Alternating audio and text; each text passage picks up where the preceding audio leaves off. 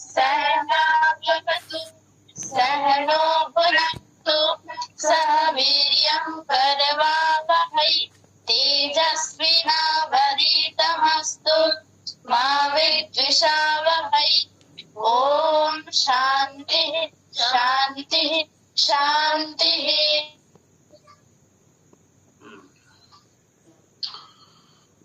तो कल हमने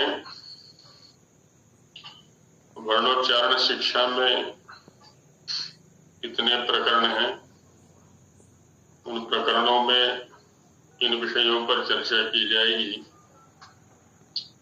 इस बात को देखा और साथ ही कुछ वर्णों के उच्चारण स्थानों पर भी सूत्रों के माध्यम से चर्चा की गई। तो पहले गत पाठ पर इन्हावलोकन कर लेते हैं, उसमें कुछ संशय संदेह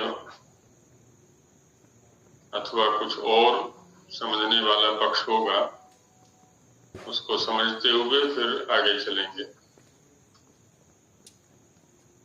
तो नमस्ते आचार्य जी। जी बहन जी, नमस्ते जी।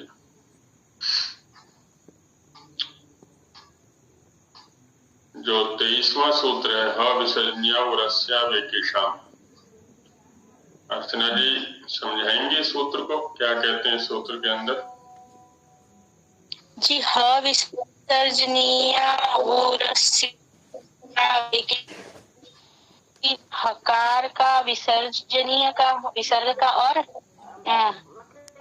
मतलब इन दोनों का उच्चारण जी ह विसर्जनीय है ना, विसर्जनीय उरस्य उरस्य हाँ उरस्य एक दोनों का उच्चारण जो होता है उरह स्थान में होता है ना। जी, एक शाम का पता नहीं क्या अर्थ होता है, वैसे षष्ठी का एक वचन है, नहीं बहुवचन है एक शाम, तो फिर बस इतना ही आता है आचार्य जी। एक शाम माने एक शाम आचार्य नाम मतेन, कुछ आचार्यों के मत में तो ऐसा रहता है, एक शाम कह लें अन्य शाम कह लें, ऐसा अर्थ ले लिया जाता है। नहीं, अच्छा है, बहुत अच्छा है, भाव यही है सूत्र का।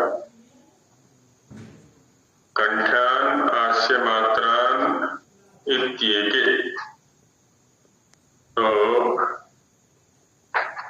गुरुकुल से बताएंगे कोई इसका अर्थ? जो 27वां सूत्र है।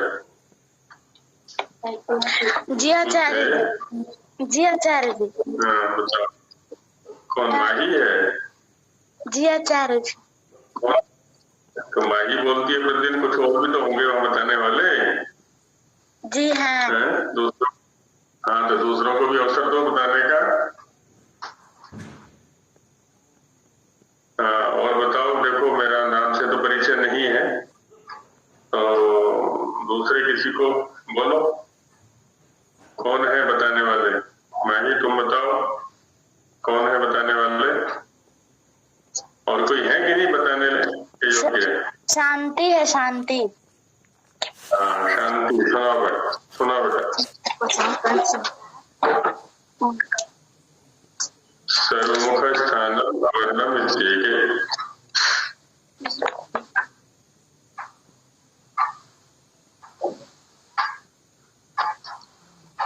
नहीं आ रहा है।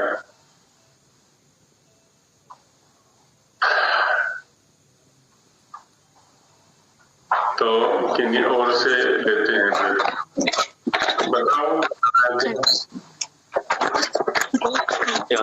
कंठान आस्य मात्रा नित्येके।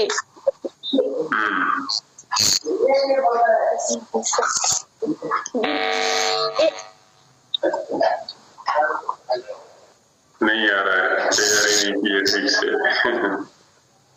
तो चलिए, कोई और नहीं, फिर और कोशिश। आचार्य जी मैं कोशिश करूं? जी जी बहन जी, सुनाइए नलिनी जी। हाँ जी, तो इसमें ये कहा है कि आचार्यों का, किन्हीं आचार्यों का ये मत भी है कि जिन वर्णों का स्थान कंठ है, जो शायद 22वें सूत्र में बताए गए हैं, उनका स्थान कंठ है, लेकिन उनका संपूर्ण मुख भी हो सकता है। जो मुझे समझ लगा कि उनका कोई स्थान विशेष ना होकर संपूर्ण मुख से भी उनका उच्चारण किया जा सकता है। बिल्कुल बिल्कुल ठीक कहा आपने। बबली आर्य जी हैं कोई है, तो बबली आर्य जी 24वां सूत्र है, जिह्वा मूलियो जिह्वा। बबली आर्य जी के नाम से कोई जुड़े हुए हैं, तो बताएं।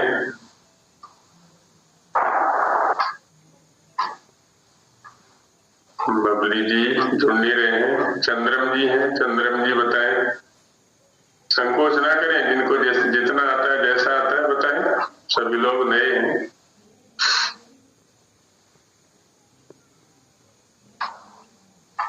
संकोच करने लगता है लोग बताने में। कृष्ण मलिक जी हैं कोई? ओ आचार्य जी नमस्कार। जी नमस्ते जी, सुनाइए। कि जिह्वा मूल्यो जिह्वया। जी जी जी आचार्य, जिह्वा मूल्य का स्थान उन्होंने कहा कि जिह्वा मूल का स्थान जिह्वा ही होना चाहिए, या कि जिह्वा का संपूर्ण जिह्वा ना होकर के जिह्वा का अग्रभाग का संभवतः, जिह्वा का मूल, जिह्वा का अग्रभाग, जिह्वा का मूल भाग।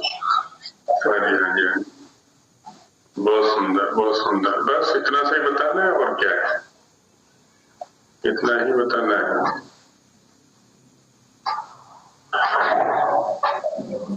सुरेंद्र शास्त्री जी हैं कोई?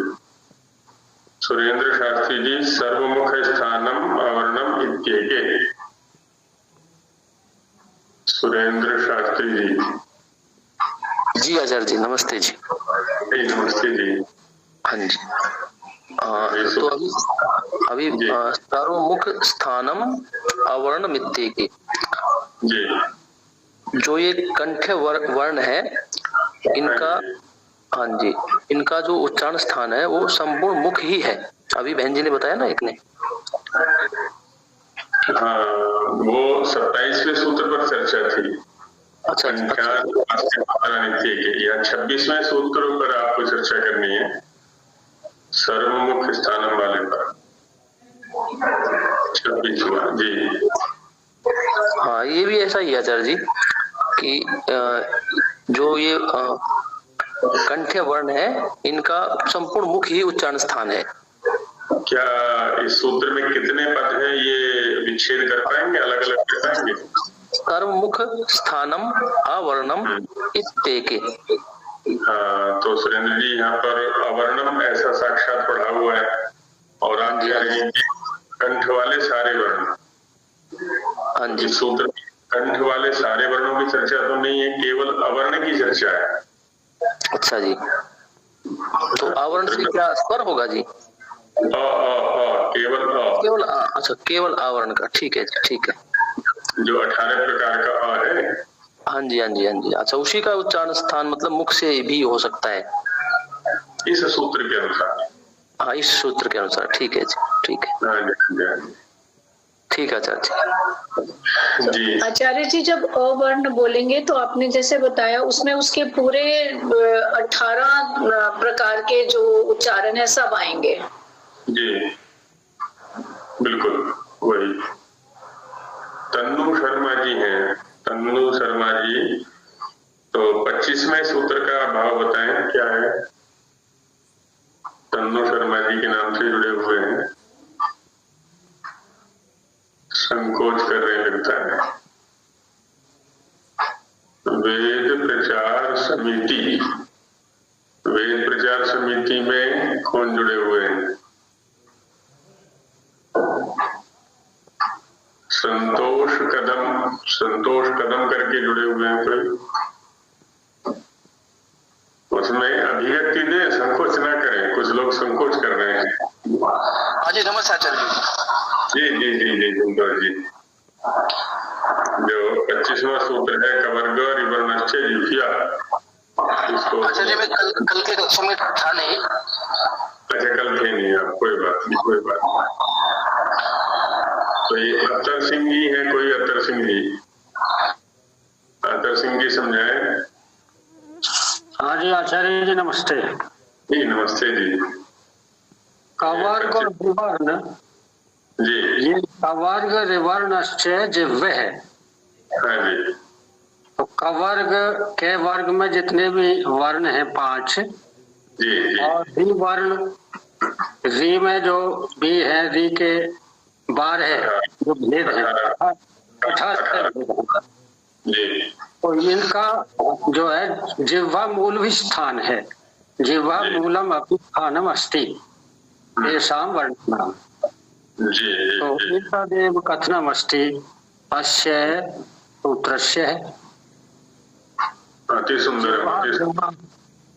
जिह्वाया मूले एतेषां वर्णानाम् उच्चारणम् अपि शुद्धं भवति। ऐसे एवं केचन शास्त्रवेद एवं कथयन्ति।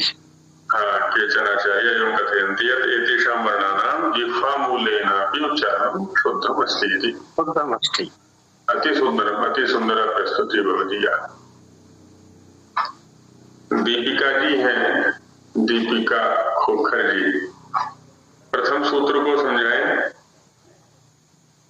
दीपिका जी के नाम से जो भी हैं, संकोच कर रही हैं। हेलो नमस्ते आचार्य जी। जी जी जी सुनाइए। हाँ जी, प्रथम सूत्र में यह कहा गया है कि अकु है विसर्जनीयाः कंठा, जो 3 प्रकार से बोला गया है, ह्रस्व दीर्घ और प्लुत, और जो कवर्ग के 5 वर्ण है अकार और विसर्जनीय, इन सभी वर्णों का स्थान कंठ माना गया है। ये कंठा शब्द से क्या तात्पर्य रहेंगे यहाँ पर? जो जिह्वा का मूल भाग है उससे भी माना गया है, उस कंठ के स्थान से इनका शुद्ध उच्चारण, मतलब जो जिह्वा से जो अग्रभाग है उसको कंठ माना गया है यहाँ पर। जैसे कंठ से तो कंठ लिया जाता है, कंठ्य शब्द से क्या लेते हैं? कंठ्य या और जोड़ दिया इसमें साथ में, तो उससे क्या तात्पर्य लेंगे?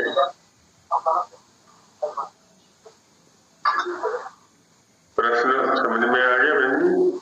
हाँ जी आ गया आचार्य जी। कंठ में और कंठ्य में क्या अंतर है? अभी स्पष्ट नहीं है संभवतः।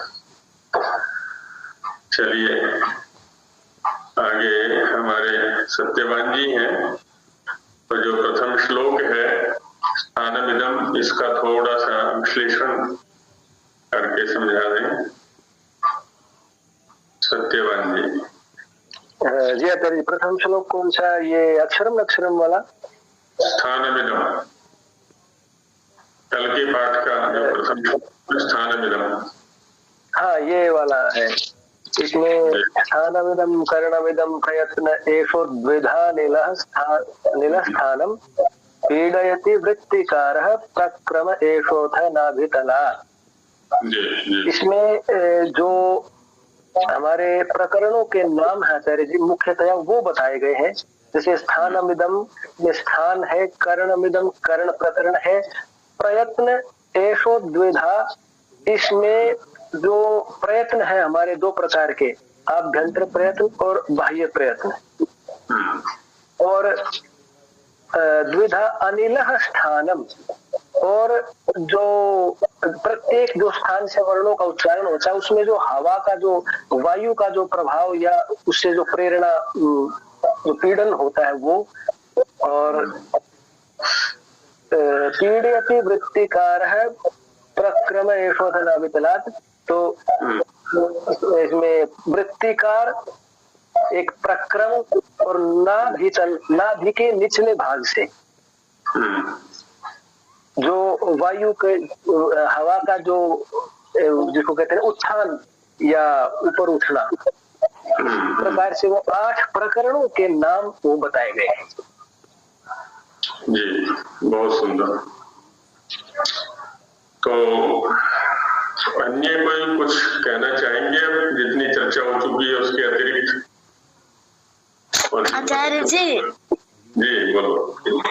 जिह्वा का मूल भाग कहाँ तक गया है? क बोल के देखो, क वो बता देगा, क बता देगा कि कहाँ है जिह्वा मूल। क बोलते तो कंठ में, कंठ से बोलते हैं ना? कंठ से नहीं बोलते, जहाँ से बोल रहे वही जिह्वा मूल है।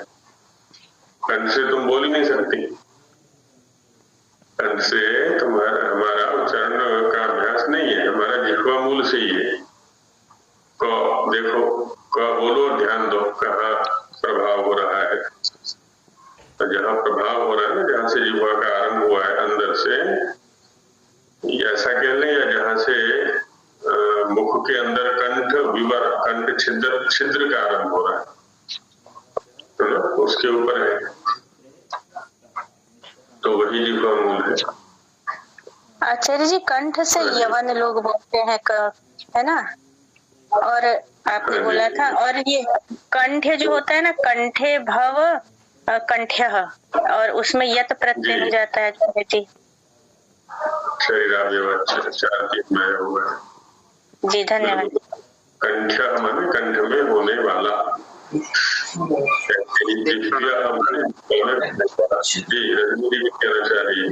जी गुरु जी, ये जो यत प्रत्यय हुआ है, पहले उसमें जिह्वा में आपने बताया था एक सूत्र, जिह्वा मूल्य अग्र, क्या सूत्र था वो जिह्वा मूलीय के लिए था। जिह्वा जी जी, तो उसमें उससे 6 प्रत्यय हुआ, 6 को फिर यत भी होगा क्या वहाँ पर?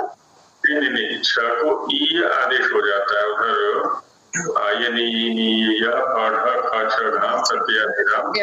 जी जी, अध्याय के प्रथम पाद में है, वहां जाके ई आदेश होकर के जिह्वा मूलीय ऐसा बन जाता है। जी जी, धन्यवाद।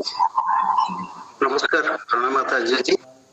मुझे जो 25वां सूत्र में कौवर्ग और री वर्ण, उसका एक ही स्थान है जिह्वा मूल, तो री उच्चारण के समय तो वो जिह्वा का मूल मीन्स वो तो अग्रभाग अनुभव होता है। नहीं, अग्रभाग नहीं, कंठ की ओर जो भाग है जिह्वा का, अग्रभाग तो हो गया दांतों की ओर वाला, जिसको जिह्वाग्र कहा जाता है, वो है दांतों की ओर वाला भाग, और जिसको मूल कहा जाता है वो है कंठ की ओर वाला भाग, जहाँ से जिह्वा का आरंभ होता है। तो उच्चारण कर लिया, लेकिन उनका तो बोध नहीं होता है, इसलिए। अब इसमें है क्या ना, जैसा मैंने पहले भी संकेत किया था, एक सामान्य सिद्धांत होता है जो प्रायिक होता है। प्रायिक माने प्रायः करके जिसका व्यवहार में अस्तित्व है, तो वो तो बता दिया इन्होंने, अकुह विसर्जनीय कंठ्या सूत्र के द्वारा। अब आगे जो चर्चाएं की गई हैं वो सारी की सारी क्या है ना, अपवाद वाली है, वाचित कहें, अब उसको हम आचार्य भेद से कहें, क्षेत्र भेद से कहें, देश भेद से कहें, वो ऐसी है। अभ्यास भेद से भी कह सकते हैं, अभ्यास भेद से भी है, तो वो इस प्रकार की है। अब किन्हीं का अभ्यास वैसा हो सकता है, अब कवर्ग में तो स्पष्ट है हमारा जिह्वा मूल से अभ्यास है। अब री का जो उच्चारण है ना, आगे चर्चा की जाएगी 29वें सूत्र में, री के बहुत सारे उच्चारण है, भारत के अंदर बहुत उच्चारण है इसके। उत्तर वालों में अलग है, दक्षिण वालों में अलग है, उत्तर में भी ग्रामीण क्षेत्रों में अलग है, नगर क्षेत्र में अलग है, उत्तर प्रदेश में अलग है, हरियाणा में अलग है, और उनमें भी कई प्रकार के हैं। फिर कहीं इर है, कहीं री है, कहीं र है, कहीं उर है, कहीं रू है, कई प्रकार के उच्चारण है इसके। तो संभव है कहीं इस प्रकार का भी हो। आचार्य ने खाली एक जो परंपरा प्राप्त व्यवहार है उसको सुरक्षित करके हमारे सामने रख दिया है। यदि इस प्रकार से भी इसका उच्चारण मिलता है तो वो भी एक पारंपरिक उच्चारण है, ऐसा है। जी नमस्कार जी, और किन्हीं का कुछ? जी बोलिए। आचार्य, जैसे हमने पहले सूत्र में पढ़ा है कि अकुह विसर्जनीय कंठ, तो ये पाणिनीय सूत्र के हिसाब से ये बना है। उसने बताया भी अष्ट कुष्ठ अष्ट और विसर्जनीय ये कंठ है, लेकिन जो अगले सूत्र में और उससे आगे बताया है कि साकार है विसर्जनीय है, तो कुछ नहीं, इनको कंठ उसने उर स्थान दे माना भी कंठ के नीचे वाला भाग माना है। क्योंकि आचार्यों ने कवर्ग और रिवर्ण को जीवा मूल्यवान, तो इसका जो बाकी उन्होंने बताया भी कंठ, इसमें पाणिनीय शिक्षा में भी मतलब रिवर्ण और कवर्ग को छोड़ के जो अवर्ण है और विसर्जनीय है, तो क्या वो इसको कंठ मानते हैं फिर इसको छोड़ के? 25वें सूत्र वाले जो आचार्य हैं उनकी चर्चा कर रही हैं आप? नहीं, मेरा वैसे तो 26वें तक है, क्योंकि 27वें सूत्र में तो बोला ना कि जिन वर्णों का उच्चारण कंठ स्थान है वो मुख मात्र से भी, मुख से वो भी हो सकता है, उसने सारों का ही मुख से बोल दिया। लेकिन बीच के जो आचार्य है किसी किसी ने तो उन्होंने कुछ कुछ को ही अलग अलग उच्चारण दिया, तो बाकी के जो बच जाते हैं तो उनको पाणिनि के हिसाब से मान रहे हैं, वो कंठ है। पाणिनि के हिसाब से कह लें या मान्य स्वीकृत सिद्धांत है उसके अनुसार कह लें?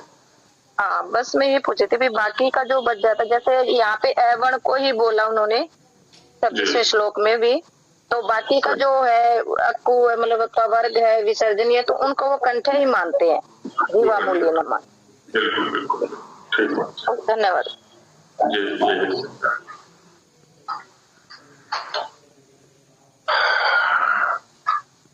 क्योंकि होता क्या है, जितना भी शास्त्र साहित्य है हमारा, वो क्या है, शिष्टों से परिचय कराता है हमारा। हमारे समाज के अंदर जो शिष्ट लोग हैं, साधु लोग हैं, प्रामाणिक लोग हैं, उनसे परिचय कराता है।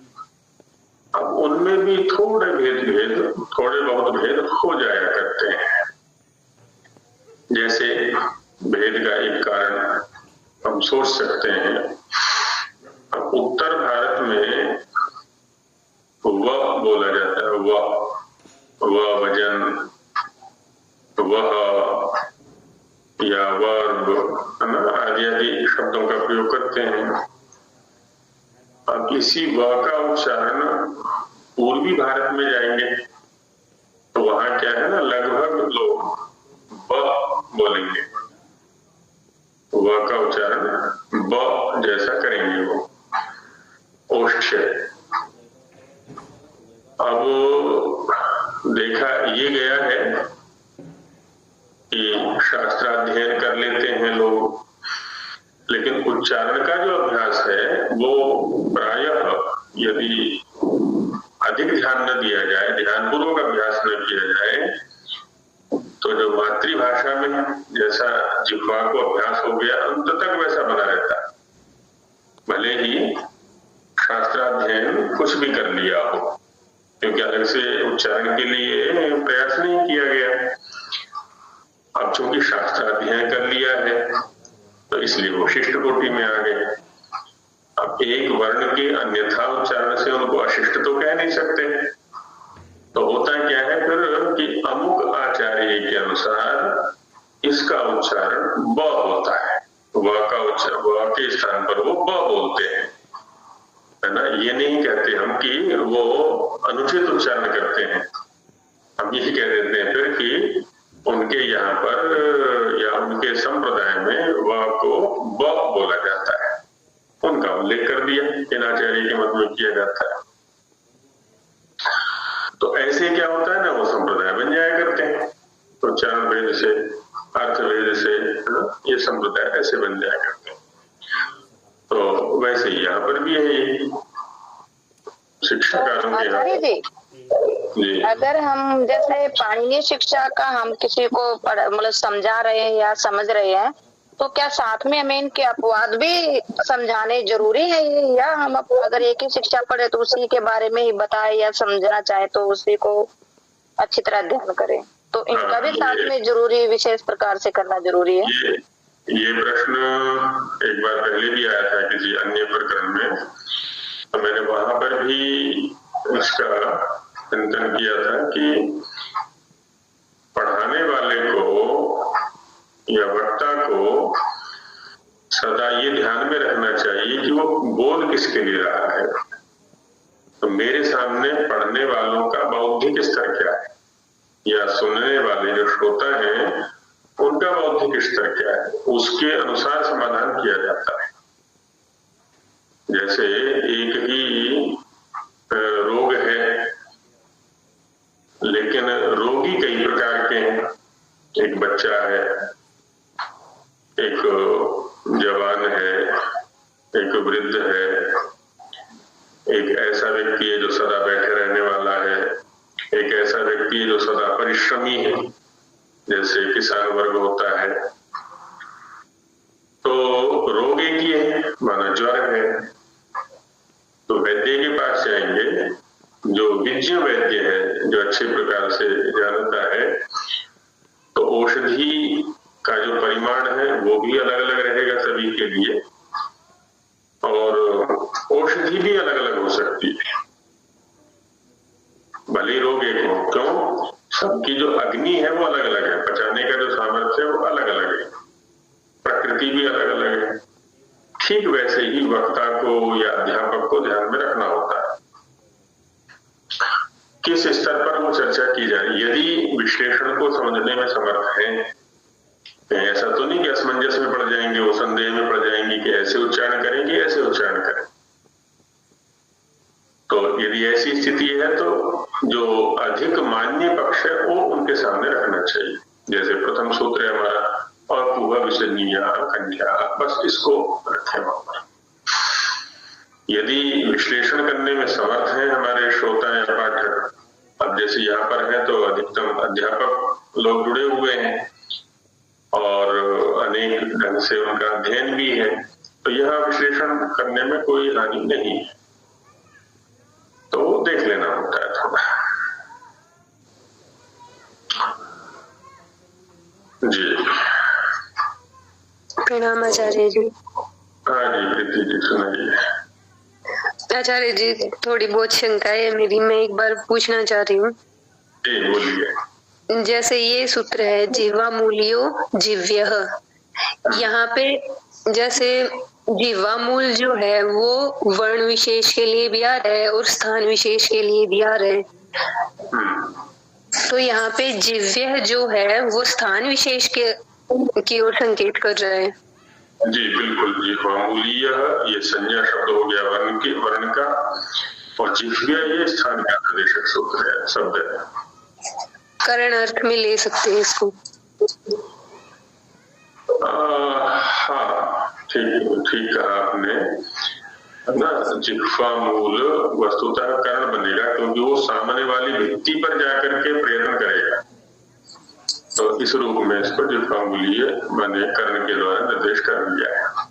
हाँ जी, जो जिह्वा मूल्य स्थान जो है उसको हम करण ले सकते हैं और उसको प्रदर्शित ये जिव्यः शब्द कर रहा है।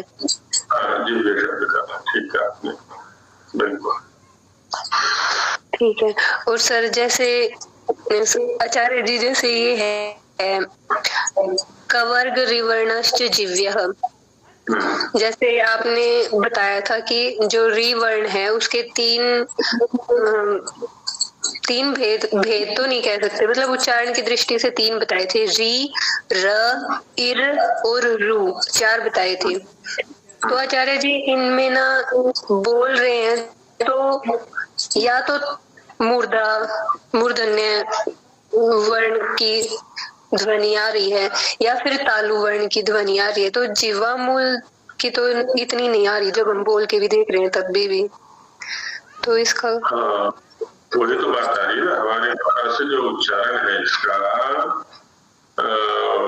निर्णय करना बड़ा कठिन है। हमारे सामान्य जो उच्चारण प्रकार है वो है री, जैसे ऋषि है ना, या ऋषभ, रिक्शा आदि में है, तो री जैसा उच्चारण हम अधिकतम करते हैं और उसी को शुद्ध कोटि में रखते हैं। लेकिन अच्छा अंग्रेजी में भी उसके लिए आर आई करके निर्देश करते हैं, जैसे ऋषि लिखना होगा तो आर आई ऐसे चाहिए ऐसा करके लिखेंगे, उसको आई से निर्देश करते हैं उधर भी।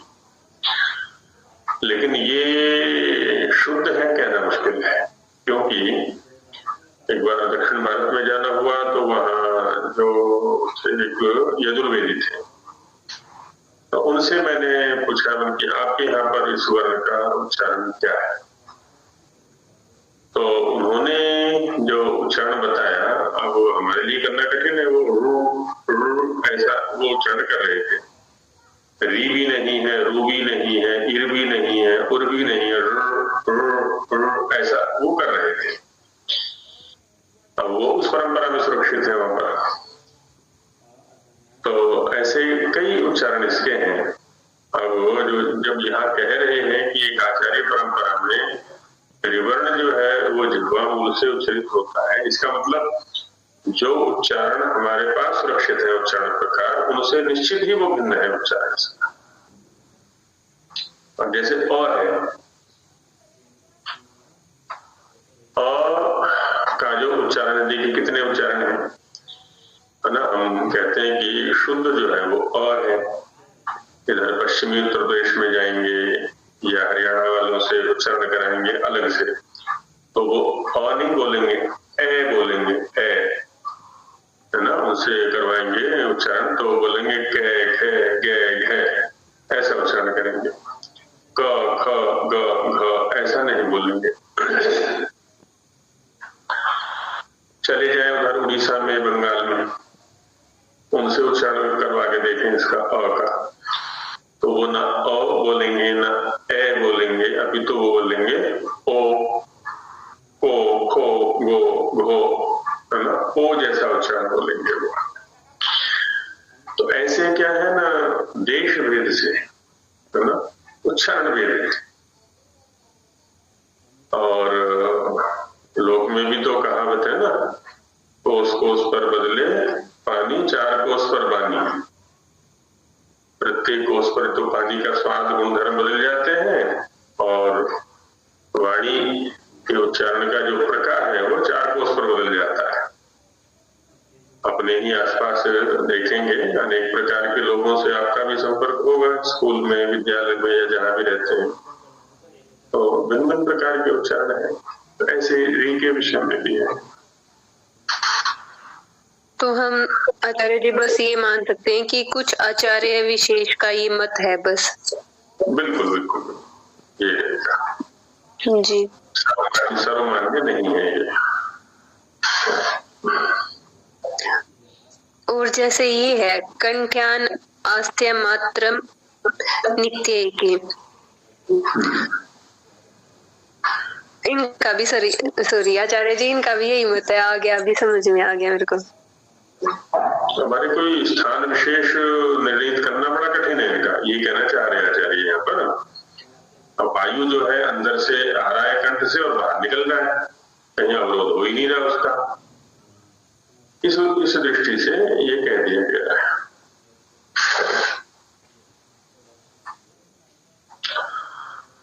जी चलिए, कोई लिख करके भी लाए हैं क्या संस्कृत में? सोमदत्त जी कुछ कहना चाह रहे हैं मास्टर जी? हाँ जी आचार्य जी, मैं ये कहना चाह रहा था जी कि पाणिनि ऋषि उच्चारण करने में बहुत छूट ले दी है इनसे, इसका वार्ता से ये तात्पर्य निकल रहा है जी। आपकी ध्वनि थोड़ी कम हो गई है, फिर से बोलिए। हाँ, ये जो पाणिनि ऋषि हैं, इन्होंने हम लोगों को, अपने शिष्यों को इस तरह से समझाया है कि उच्चारण में काफी छूट दे दी है जी, और उसे भी शुद्ध मान लिया गया।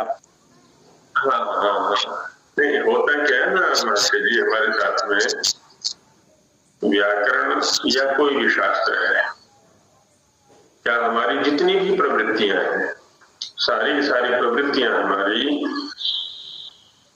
दो प्रकार के प्रयोजनों को साथ में लेके चलती हैं, या दो प्रकार के फल देने वाली होती हैं। एक प्रयोजन है लौकिक, लोक सिद्धि, हमारा शरीर स्वस्थ रहे, हमारा परिवार स्वस्थ रहे, हमारा समाज स्वस्थ रहे, हमारा संसार स्वस्थ रहे, आदि आदि। दूसरा है पारलौकिक प्रयोजन, कि हम अब तो स्वस्थ रहे ही, आगे भी स्वस्थ रहे। आगे तक ये परंपरा स्वास्थ्य की ऐसी ही चलती रहे। तो उसके लिए क्या होता है, हमें बहुत सारे लोगों से हमें सुरक्षा मिलती है, साधन मिलते हैं, उनसे हमारे प्रयोजन सिद्ध होते हैं।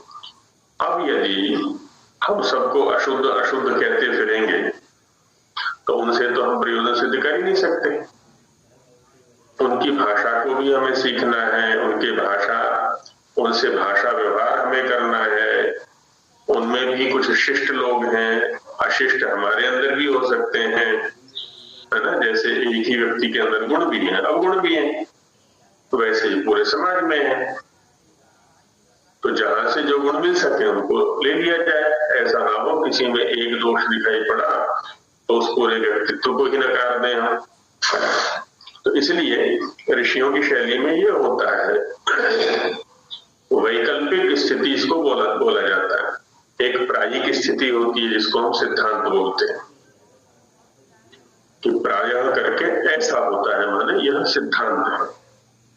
और एक वैकल्पिक स्थिति है कि कभी कभी या कहीं कहीं ऐसा भी होता है, ऐसा भी देखने में आता है, तो उसे रास्ते खुल गए। जब कहीं दूसरे प्रकार का उच्चारण मिलेगा या दूसरे प्रकार का अर्थ मिलेगा तो भी वो समझ जाएगा कि अच्छा इस शब्द का ये भी अर्थ होता है या ये भी उच्चारण होता है। तो ये क्वचित स्थिति है, कहीं कहीं की या कभी कभी की स्थिति है, ऐसा रहता है। जी जी, हाँ जी, हाँ जी। और ये सभी ग्रंथों में मिलेगा, सभी शास्त्रों में मिलेगा। ठीक है।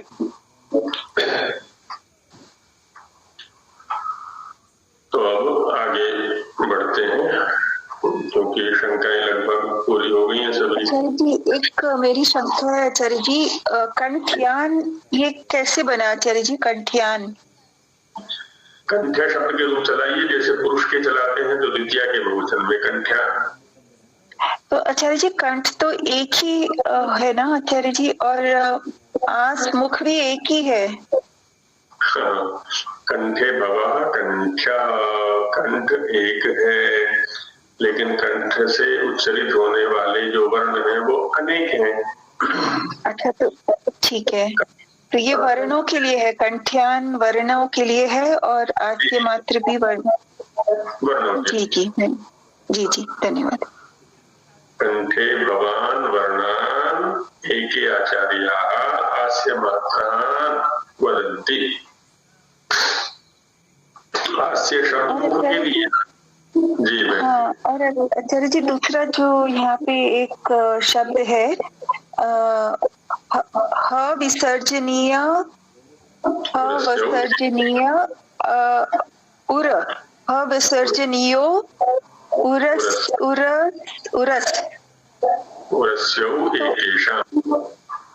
उरस उरस्यौ बनाया इन्होंने आचार्य जी। यदि इन पदों में यदि विच्छेद करेंगे तो पहला पद है अविसर्जनीयौ, प्रथमा द्विवचनान्तम। दूसरा पद है उरस्यौ, ये भी प्रथमा द्विवचनान्त है। तीसरा पद है एकेषाम्। अब संधि करते चले जाएं, अविसर्जनीयौ। इसमें जो मुझे वो हो रहा है आचार्य जी, इसमें ह और विसर्जनीय तो ठीक है, ह विसर्जनीय, लेकिन उरसी का जो द्विवचन है वो तो उरसी है ना आचार्य जी, तो उरस्यौ क्यों बनाया है उन्होंने? यहाँ पर बहन जी उरस शब्द नहीं है, उरस्य शब्द है। जैसे कंठ नहीं था, कंठ्य था, ऐसे ही उरस नहीं है, उरस यही है। जी जी, हाँ जी जी जी, धन्यवाद जी। ऐसा है। तो ये जो भी शब्द संदिग्ध हो उनको लिख लिया करें, स्पष्टीकरण अवश्य करना। कन्यागुरु से कुछ पूछना चाह रही है, बोलो क्या शंका है? आचार्य जी मैं संस्कृत में लिख के आई हूँ। अच्छा, लाए हो लिख करके, बोलो। अकुह विसर्जनीयः कंठ्यः, अकारः यो अष्टादश प्रकारकः सन्ति तेषाम् उच्चारण स्थानं कण्ठः वर्तते। सहैव कवर्गस्य हकारस्य विसर्जनीयस्य चापि उच्चारण स्थानं कण्ठः वर्तते। अर्थात यो जिह्वायाः मूलकण्ठस्य अग्रभागं का कलकस्य अधोभागः वर्तते तेन कण्ठस्थानेन शुद्धोच्चारणं भवति। एतेषां वर्णानाम् अश्च कुहश्च हकारश्च विसर्जनीयश्च अकुह विसर्जनीयम् इतरेतर योग द्वन्द्व समास कंठे भवः कंठ्यः यत् प्रत्यय तत्र भव सूत्रेण। शरीराव्यवाच्य सूत्रेण तत्र भवः इत्यस्य अधिकारे शरीराव्यवाच्य वो सूत्र से होता है। तो बहुत अच्छा। गुरुजी इसने ये बोला था का कलक है, इसका क्या मतलब? होता है क्या है ना, जहां से बेटी ने उठाया है वहीं पर लिखा हुआ, देखिए शिक्षा जो ग्रंथ आपके सामने है उसमें लिखा हुआ है हिंदी में भी विसर्जनीय इन वर्णों का कंठ स्थान है। अब आगे अर्थात करके लिखा हुआ है, अर्थात जो जिह्वा का मूल कंठ का अग्रभाग काकलक के नीचे देश है। अब ये चारों तरफ से सीमा बांध करके बता दिए उसके लिए जी। जिह्वा का और कंठ का अग्रभाग, कंठ का प्रवेश द्वार कह सकते हैं उसको जी। तो ये क्या काकलक के नीचे वाला, इसका मतलब जो ऊपर वाला भाग है उसको हम काकलक बोल देंगे। जिस स्थान की चर्चा की जा रही है उसमें जो ऊपर वाला भाग है वो काकलक हो जाएगा। ऐसा। अच्छा जी, काकलक दोबारा स्पष्ट कर दीजिए ना। मैं वही कह रहा हूँ ना, जैसे किसी स्थान का परिचय देना हो तो कैसे देंगे?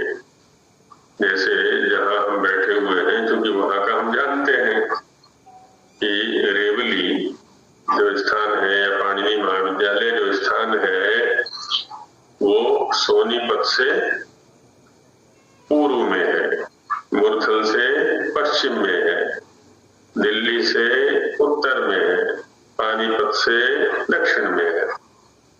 अब चारों ओर की सीमाएं बता दी। वैसे यहाँ पर भी क्या है, कंठ स्थान को खोल रहे स्वामी जी, अर्थात जो जिह्वा का मूल जहां से जिह्वा आरंभ होती है, कंठ का अग्रभाग माने कंठ विवर, जहां से कंठ चालू होता है, तो कंठ तो हो गया नीचे की ओर, जिह्वा हो गई ऊपर की ओर। अब इनके जो मध्य वाला भाग रहेगा।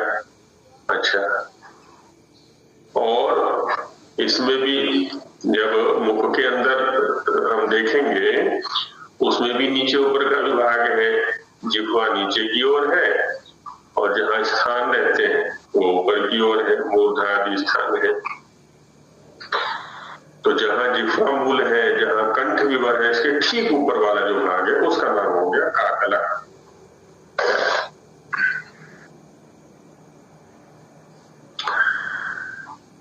आगे तालव्य वर्णों की चर्चा कर रहे हैं 28वें सूत्र में।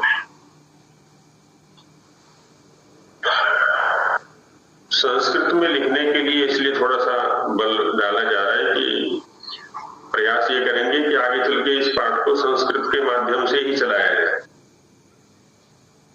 जो सिद्धांत होंगे उनको हिंदी में बता दिया करेंगे, कुछ व्यावहारिक चर्चा होगी तो संस्कृत में कर दिया करेंगे। आरंभ में संस्कृत के शब्द पकड़ में आए, हमारे कानों को, हमारी बुद्धि को, हमारी जिह्वा को, हमारी लेखनी को संस्कृत के शब्दों का अभ्यास होना चाहिए। और धीरे धीरे धीरे धीरे करेंगे तो हो जाएगा, कठिन नहीं है, असंभव नहीं है, अभ्यास की आवश्यकता है केवल। उसमें आलस्य या प्रमाद न करें। ईच ईचु यशाः तालव्याः। ईचु यशाः प्रथमा बहुवचनान्तम, तालव्याः प्रथमा बहुवचनान्तम। अब यहाँ भी पहले के अनुसार ही समास है। इश्च, चुश्च, यश्च, शश्च। इति ईचु यशाः इतरेतर योगो द्वन्द्वः। तालुनी भवः तालव्यः। मधु शब्द के रूप कुछ लोगों ने याद किए होंगे, मधु, मधुनी, मधुनी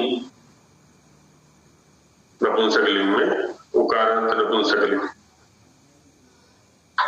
ऐसे ही तालु शब्द ये उकारांत नपुंसकलिंग है। तालु, तालुनी, तालुनी सप्तमी के एक वचन में बनेगा तालुनी, तालुनी, तालुनो, तालुषु। तो तालुनी भवः तालव्यः, उसी के बहुवचन में तालव्याः ऐसा बन जाएगा। हाँ, तालु शब्द पुल्लिंग बनता है। कहाँ प्रयोग है? उणादि के 8 दृष्ट बनाया। क्या शब्द है? तालु। हाँ, हो सकता है, हो सकता है, ठीक बात है। वहां पर उ प्रत्यय का प्रसंग चल रहा है, ठीक है, उण प्रत्यय। तो तालु शब्द पुल्लिंग में भी उपलब्ध होता है। ऐसा करें, जब पुल्लिंग में हम लोग चलाएंगे तो गुरु के समान चल जाएंगे। गुरु, गुरु, गुरवः, तालु, तालु, तालवः। तो तब सप्तमी के एक वचन में बनेगा तालव, जैसे गुरु का बनता है गुरव।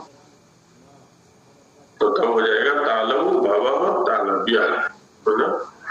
कुछ शब्द पुल्लिंग है, कुछ शब्द स्त्रीलिंग है, कुछ शब्द द्विलिंग है, पुल्लिंग अथवा स्त्रीलिंग, अथवा नपुंसकलिंग और पुल्लिंग ऐसे। और कुछ शब्द त्रिलिंग भी है, तीनों लिंगों में रूप चलते हैं उनके। तो ऐसी तालु शब्द भी है ना, पुल्लिंग में भी प्रयोग है इसका, नपुंसकलिंग में भी है। आचार्य जी, त्रिलिंग शब्द के उदाहरण दीजिए, बताइए तो। त्रिलिंग शब्द का उदाहरण है तट शब्द। तट, तटः, तटौ, तटाः ऐसे भी रूप चलते हैं। तटम, तटे, तटामि ऐसे भी रूप चलते हैं। तटी, तट्यौ, तट्यः नदी के समान भी रूप चलते हैं। तटः, तटी, तटम, तीनों लिंगों में है ये शब्द।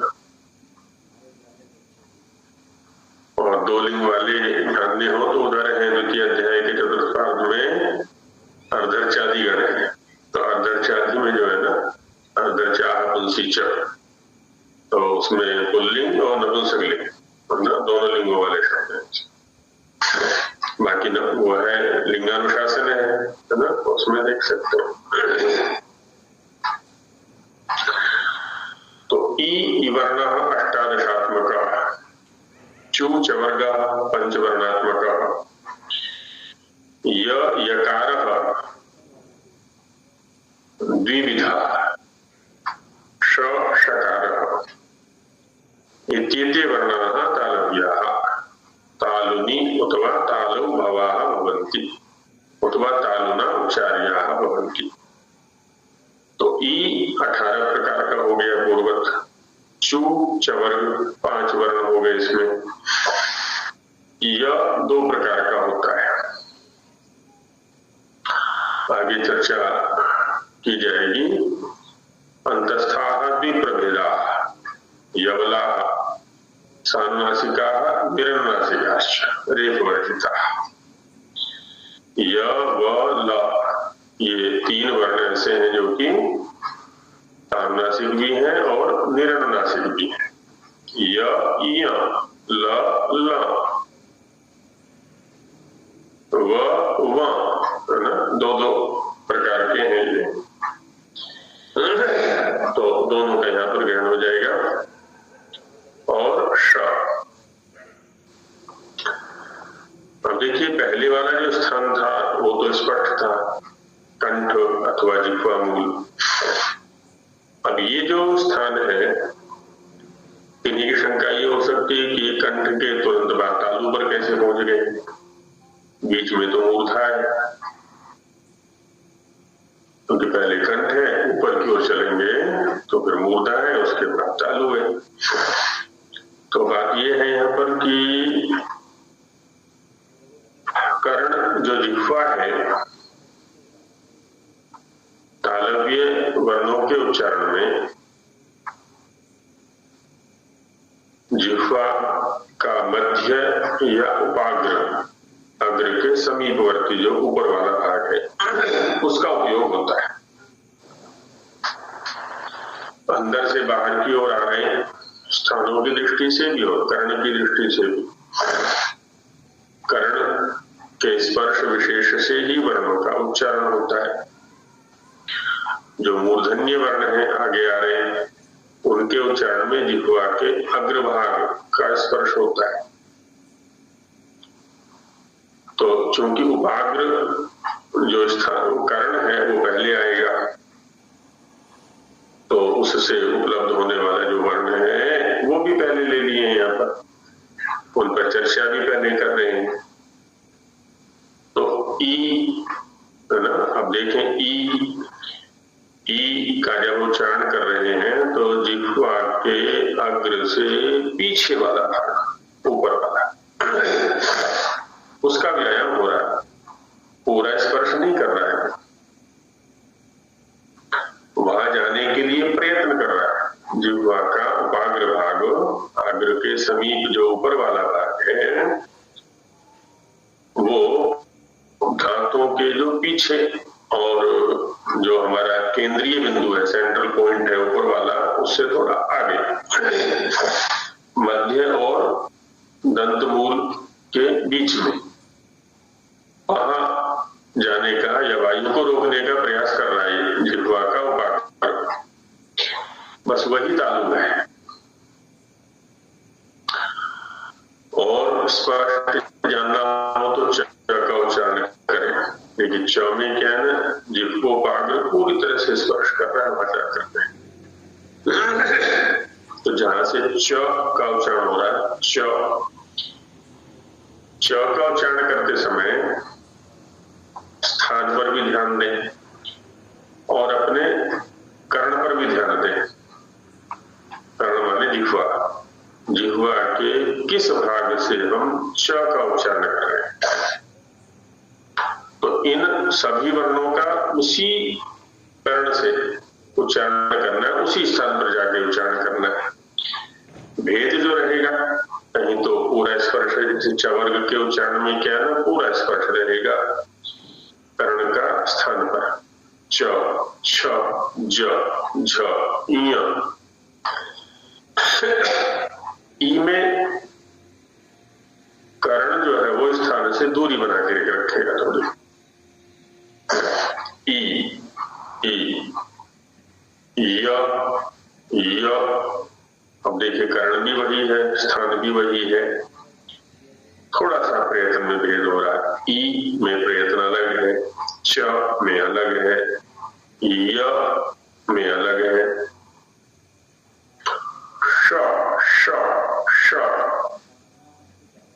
में क्या हो रहा है, जिह्वा की नाली जोड़ी और जिह्वा का वही उपाग्र भाग, अग्र के ऊपर वाला समीप वाला भाग ही उधर प्रयत्न करेगा, लेकिन वायु को निकलने दे रहा है।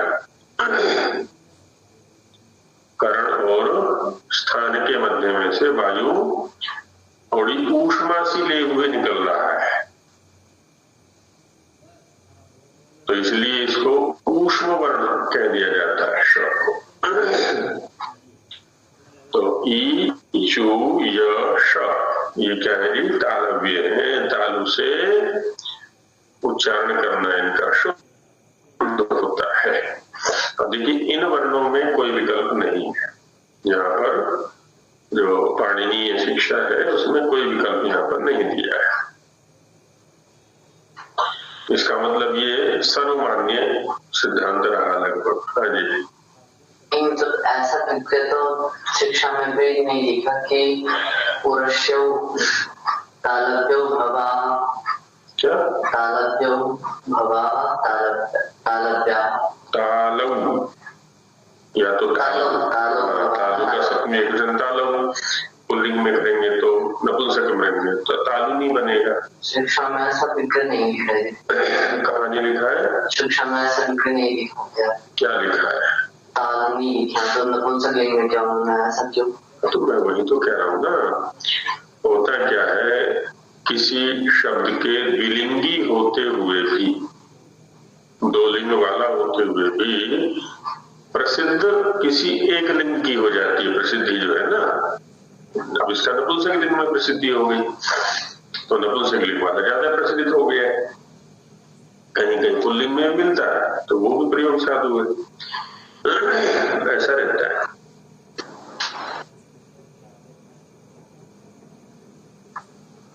तो ये तालव्य वर्ण हो गए।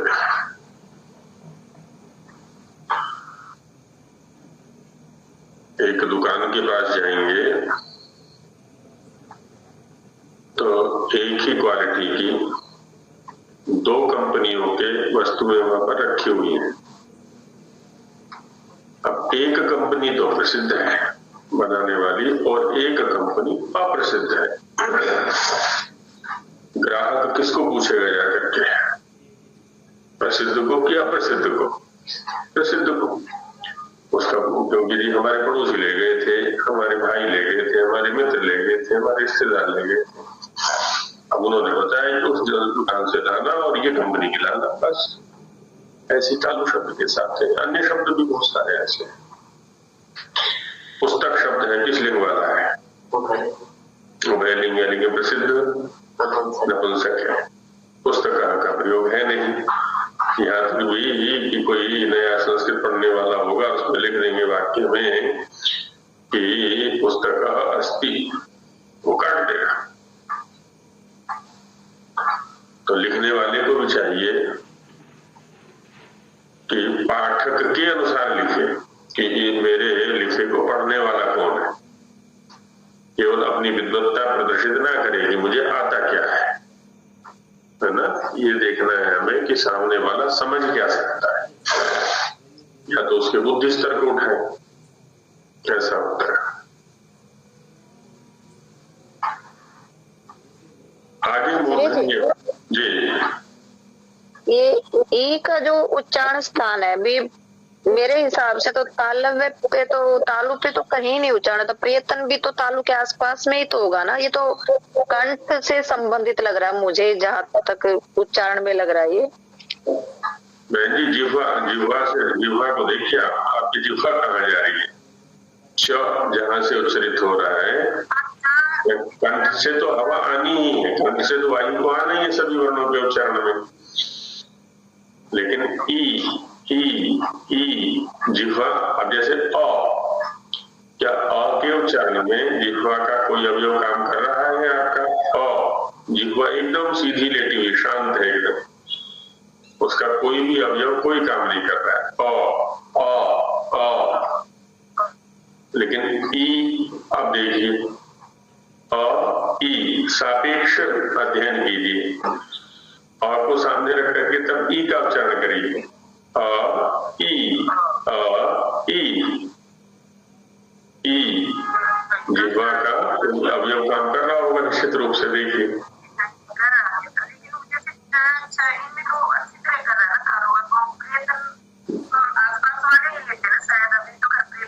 आपकी ध्वनि नहीं आ रही है, कुछ बोल रही हैं आप शायद, कामिनी जी। तो जब सापेक्ष अध्ययन करते हैं हम तो स्पष्टता हो जाती। तो अ ई, आगे मूर्धन्य वर्ण आते हैं। ऋतु रसा प्रथमा बहुवचनान्तम, मूर्धन्या प्रथमा बहुवचनान्तम। रीश या रिश्च, टुश्च, रश्च, शश्च। री का विग्रह कहीं कहीं आच ऐसा भी मिल सकता है। जिन्होंने संस्कृत में रूप याद किए हैं, ऋकारांत पुल्लिंग शब्दों के यदि रूप चलाएंगे, कर्त्री, हर्त्री, पितृ, मातृ, तो प्रथमा बहुवचन में बनता है उनका कर्ता, पिता, माता, है ना, कर्ता, भर्ता। तो री का आ उच्चारण वहां पर होता है। तो कहीं पर ऐसा भी मिल सकता है। ओम सर जी। जी जी, जैसे कि आप बता रहे हैं री का उच्चारण आ भी मिलता है, तो वृद्ध शिक्षा शास्त्र में कल देख रहा था तो उसमें ऐसा ही उच्चारण देखने को मिला मुझे। उच्चारण नहीं, री का जो जहाँ पर री लिखना चाहिए वहां पे आ लिखा हुआ था, तो मुझे लगा कि मिसप्रिंट तो नहीं है, तो फिर बार बार वही आवृत्ति देखी मैंने वृद्ध शिक्षा शास्त्र में, तो मुझे लगा कि यही ठीक ही होगा। आचार्य से पूछूंगा, मैं दिमाग से निकल गया। हाँ, तो ये विग्रह जब बोलते हैं ना, क्योंकि विग्रह जो बोला जाएगा प्रथमा के एक वचन से बोलते हैं हम इसमें द्वंद्व में, तो री शब्द के रूप चलाएंगे हम, तो री शब्द के रूप ऐसे चलेंगे जैसे कर्तृ शब्द के रूप चलते हैं। कर्तृ में भी री है, पितृ में भी री है, तो आ अरऊ अरह, जैसे कर्ता कर्तारो कर्तारः, पिता पितरो पितरः, ऐसे इसका बनेगा आ अरऊ अरह। तो आ का मतलब हो गया, इसका जो प्रातिपदिक है, मूल शब्द है, वो है री। वहां पर आ वर्ण का संकेत नहीं है, आ के द्वारा री को संकेत किया जा रहा है, क्योंकि री प्रातिपदिक का, री शब्द का प्रथमा एकवचन में आ रूप बनता है, इसलिए।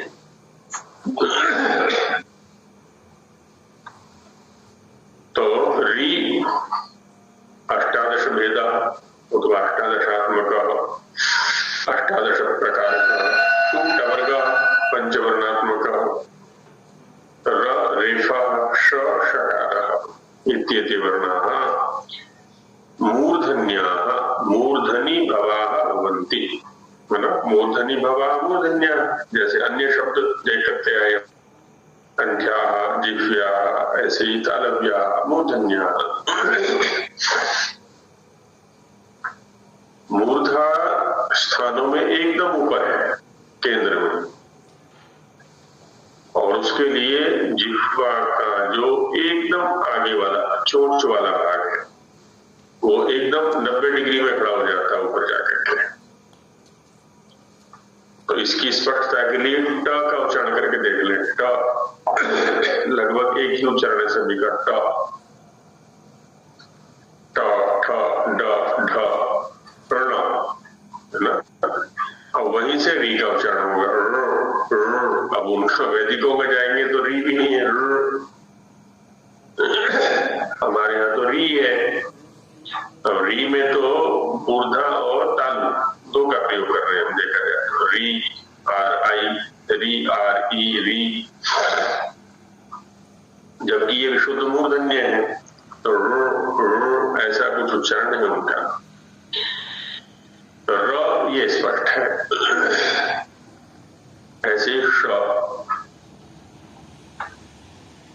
तो ये जो पेट पिटा या पेट सिरा